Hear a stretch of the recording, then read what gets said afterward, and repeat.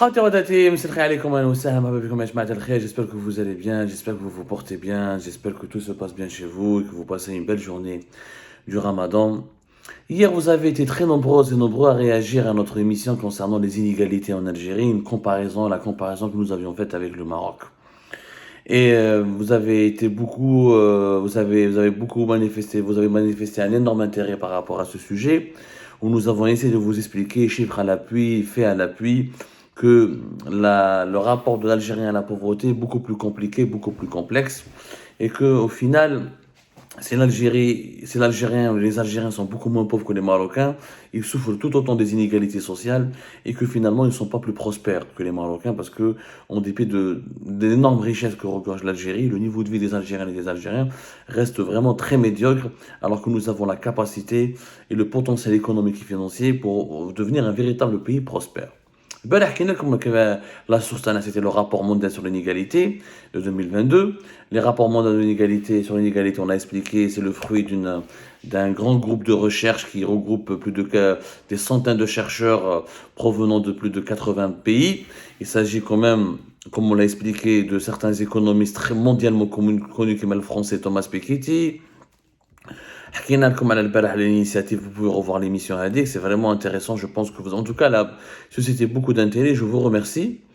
On vous a parlé un petit peu du projet, là, le rapport mondial sur les inégalités, c'est la suite d'une base de données qui est annuellement et régulièrement actualisée sur les inégalités mondiales, on appelle ça la base de données sur les inégalités mondiales. On a c'est un organisme qui s'appelle le Laboratoire sur les inégalités mondiales, World Inequality Lab, qui fait régulièrement, annuellement ses rapports sur les inégalités dans le monde, qui est le comité exécutif de ce rapport, regroupe donc de grands noms dans l'économie mondiale, qui est Lucas Chancel, Emmanuel Sayed ou la Gabriel Zuckman. Ce sont tous des grands économistes, qui est Thomas Piketty. Et franchement, c'est un sujet très intéressant, très intéressant. Et je pense qu'il fallait vraiment approfondir ce sujet. La comparaison avec le Maroc à la société la polémique, parce que les Algériens aiment toujours bomber le torse et croient qu'ils sont parmi les meilleurs en Afrique. Comparons-nous maintenant aux Occidentaux, aux pays de l'Europe occidentale, ou aux pays européens, ou aux pays occidentaux. Avec comme des chiffres, est-ce que vous savez, et là je pense qu'il y a de quoi choquer que les Algériens sont 10 fois plus pauvres que les Occidentaux. Les ménages algériens, les familles algériennes sont, je dis bien, je le répète, 10 fois plus pauvres que les ménages européens. Alors, la richesse moyenne des ménages, selon le rapport mondial sur les inégalités de l'année 2022, il est de 19 100 euros par an. C'est 10 fois moins qu'en Occident. Quand je dis l'Occident, c'est-à-dire l'Europe occidentale, notamment les pays de l'Union européenne. 10 fois moins qu'en Occident. C'est-à-dire que les ménages algériens, les familles algériennes sont 10 fois plus pauvres que les familles occidentales. Vous imaginez les écarts? Bien sûr, c'est facile de se comparer au Maroc, de bomber le torse face à la Tunisie, qui sont des pays qui n'ont pas de pétrole, n'ont pas de gaz, ou l'Égypte, qui sont des pays avec plus de 100 millions d'habitants. Mais quand on se compare aux pays développés, on ferme rapidement notre gueule et on se demande toujours comment il n'y a pas eu un sursaut d'honneur et pourquoi il y a autant de différences de richesse entre les pays occidentaux et l'Algérie. Bien sûr, on ne va pas dire que l'Algérie ne peut pas rivaliser avec la Suisse ou la Suède ou la Norvège ou l'Espagne et le Portugal du jour au lendemain.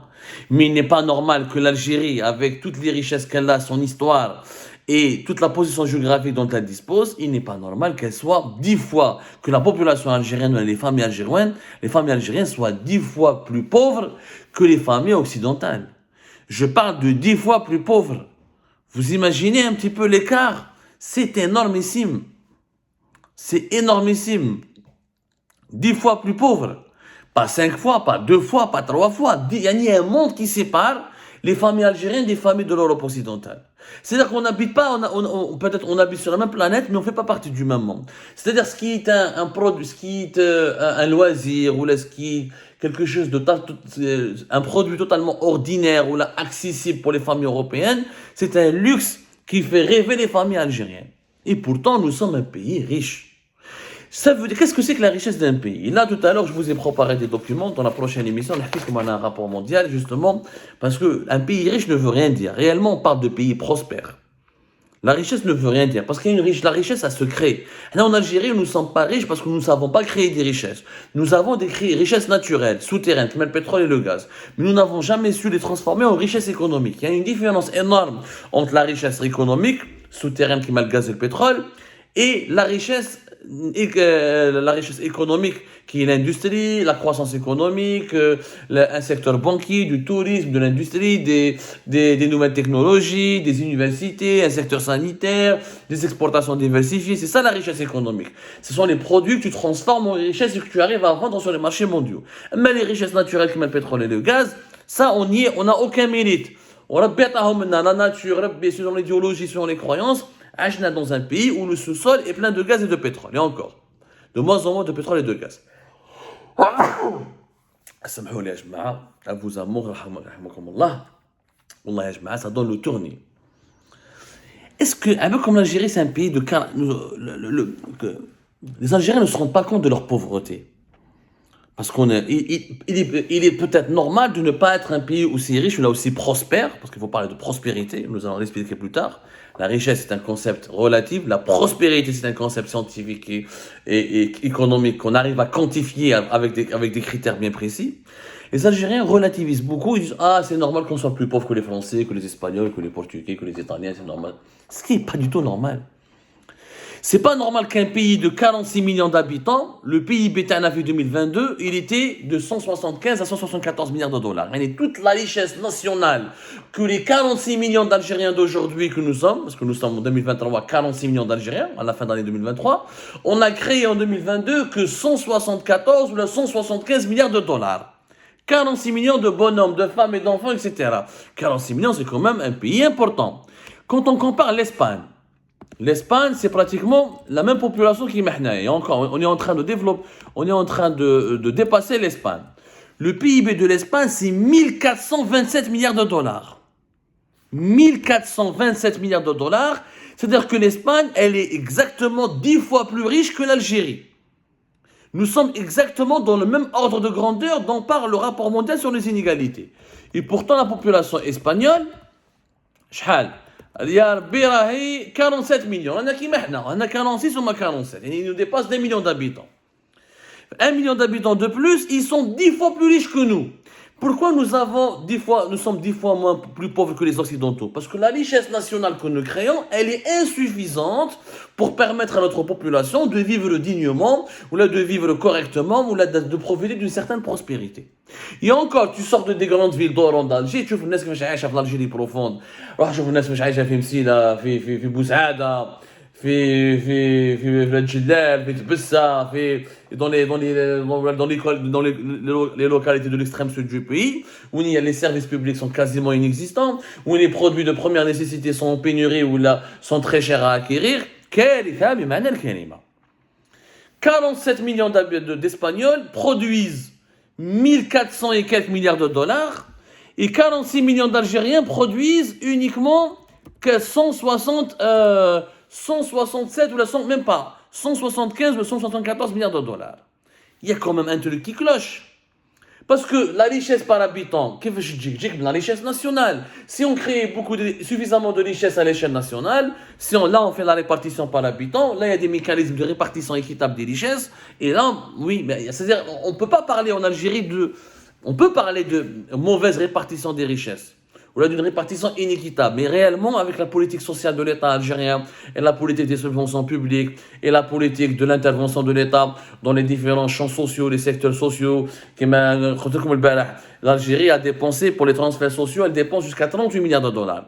Rien que les produits, la subvention des produits de produits de base, elle coûte 17 milliards de dollars. Donc l'Algérie dépense réellement, les inégalités dans notre pays. Il y a juste une minorité de milliardaires et de dirigeants qui sont liés au régime algérien, qui vivent dans un autre monde par rapport à l'écrasante majorité des Algériens. Mais dans l'écrasante majorité des Algériens, c'est pratiquement les mêmes rythmes de vie, les mêmes niveaux de vie.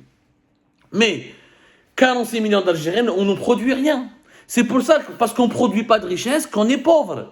On n'est pas pauvre parce qu'on est colonisé, ou là on a été colonisé, ou là parce qu'on est arabe, ou là parce qu'on est musulman, ou là parce qu'on est africain du Nord. Non. Il y a des pays qui produisent beaucoup plus de richesse que nous, et pourtant qui sont musulmans. Je vous par exemple, dans l'Amérique latine, l'Argentine par exemple. l'Argentine. L'Argentine, la population de l'Argentine, c'est 45 millions d'habitants. Quel est le PIB de l'Argentine?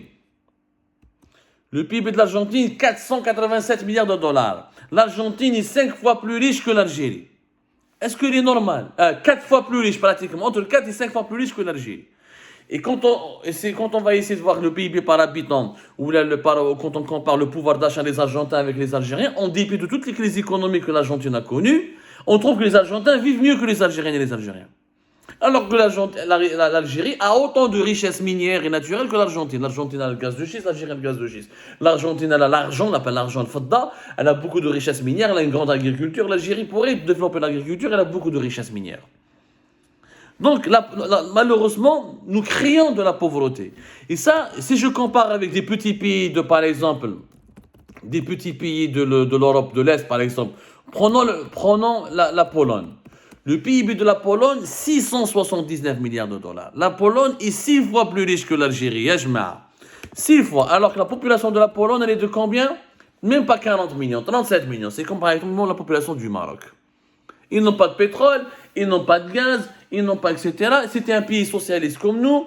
Les Polonais étaient aussi pauvres que les Algériens les années 70, les années 80, parce qu'ils vivaient dans le régime socialiste avec l'économie planifiée et tout ce qui s'accompagnait comme pauvreté, comme forme de pauvreté, comme forme de misère sociale. Les régimes socialistes, ils n'ont jamais généré le bonheur et ça a généré que la misère.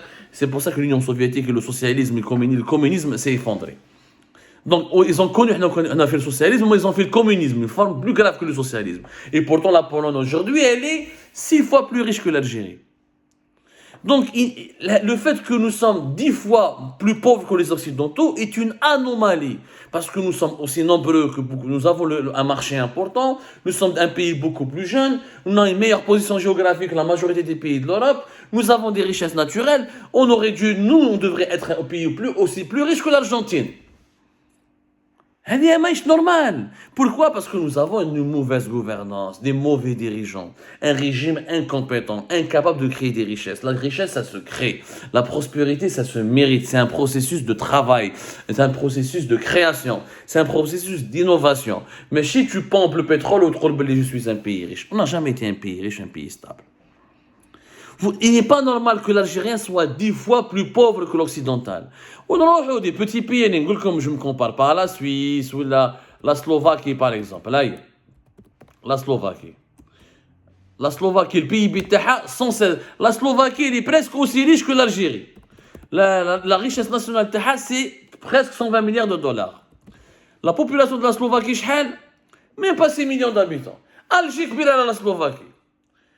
Et Alger, la Slovaquie. La Slovaquie arrive à produire presque autant de richesses que 46 millions d'Algériens. C'est une anomalie. Et cette anomalie s'explique par ce que je vais vous annoncer, vous expliquer dans la prochaine émission. Une très très mauvaise gestion. Une très très mauvaise gouvernance. Une mauvaise maîtrise de certains indicateurs de développement du pays. Il n'est pas normal que nous soyons aussi pauvres. Non, la pauvreté n'est pas une fatalité. Ce n'est pas une condamnation à laquelle qu'on doit subir au quotidien. On doit s'en sortir. On peut s'enrichir. On peut être prospère. Les solutions existent. Nous allons les explorer plus tard.